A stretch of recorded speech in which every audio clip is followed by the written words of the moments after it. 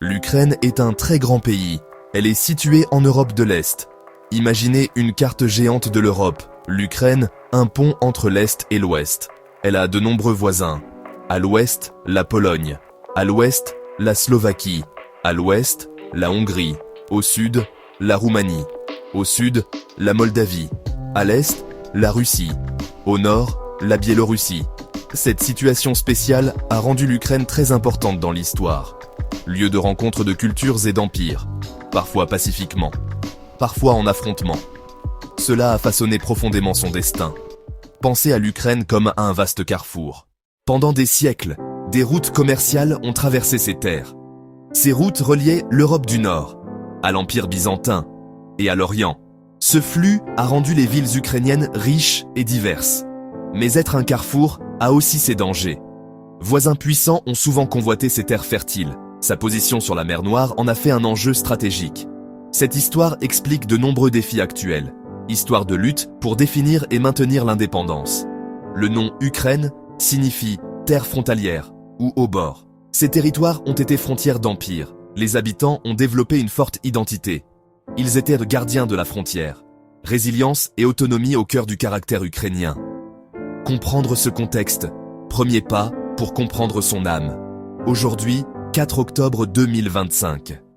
L'Ukraine reste d'une immense importance stratégique. Voyageons dans le temps, plus de 1000 ans en arrière. L'histoire de l'Ukraine commence avec un puissant État médiéval appelé la Rus de Kiev. Elle a été fondée au IXe siècle. Sa capitale était la ville de Kiev, qui est toujours la capitale de l'Ukraine aujourd'hui. La Rus de Kiev était un royaume vaste et prospère. Il a été établi par des guerriers vikings, connus sous le nom de Vareg, qui se sont mélangés aux tribus slaves locales. Ils ont créé un État fort qui s'étendait de la mer Baltique jusqu'à la mer Noire. Un événement très important s'est produit en l'an 988. Le souverain de la Rus de Kiev, Volodymyr le Grand, a décidé d'adopter le christianisme. Il a fait baptiser son peuple dans le fleuve Dniepr à Kiev. Cette décision a tout changé. Elle a connecté la Rus de Kiev au grand empire byzantin au sud, centre du christianisme orthodoxe. Cela a apporté de nouvelles lois, un nouvel alphabet appelé cyrillique, peinture d'icônes, architecture religieuse.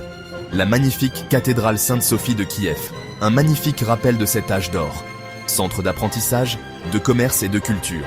Des lois, des bibliothèques et des échanges jusqu'à la Scandinavie et au monde arabe. Puis vinrent les querelles internes, la fragmentation et l'invasion mongole qui brisa la Rus de Kiev. Après la chute de la Rus de Kiev, les terres ukrainiennes sont entrées dans une longue et difficile période. Le territoire a été divisé.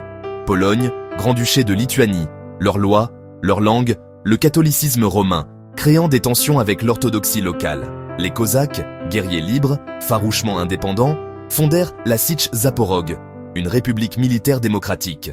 Hetman Bohdan Khmelnytsky mena le soulèvement de 1648 et créa brièvement l'Hetmanat. Pour se protéger, il signa avec Moscou, alliance aux conséquences immenses et contrôle russe croissant. L'Ukraine fut absorbée par l'Empire russe. Catherine la Grande abolit l'Hetmanat et détruisit la Sich. Le pouvoir impérial imposa sa langue et tenta d'effacer l'identité ukrainienne. À l'ouest, l'Empire austro-hongrois. Pourtant, le peuple n'abandonna jamais. Après 1917, une brève indépendance. Puis, après la guerre civile, l'Ukraine fut incorporée à l'Union soviétique. Le gouvernement soviétique contrôlait tout, promettant un avenir meilleur. Mais la réalité était autre.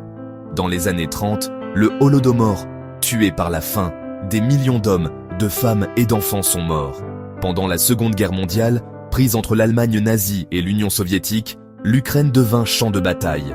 Les combats furent d'une destruction inouïe. La langue ukrainienne mise de côté, dissidence punie, prison et goulag.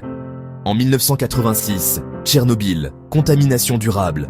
Photo noir et blanc de la ville abandonnée de Pripyat, près de Tchernobyl.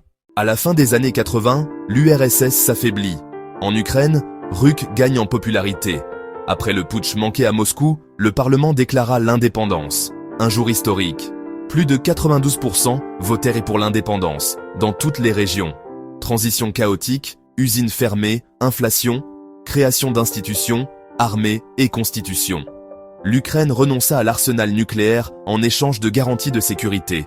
L'ukrainien, langue officielle, a survécu aux suppressions, cœur de l'identité nationale. La Vychivanka, motif protecteur, d'amour, propres à chaque région. Pysanki, œuf décoré à la cire et à la teinture. Bortsch rouge profond. Vareniki savoureux ou sucré. Oluptsi généreux à partager. Bandoura et chant. Opaque acrobatique, cœur lyrique, palette d'émotions et de résilience.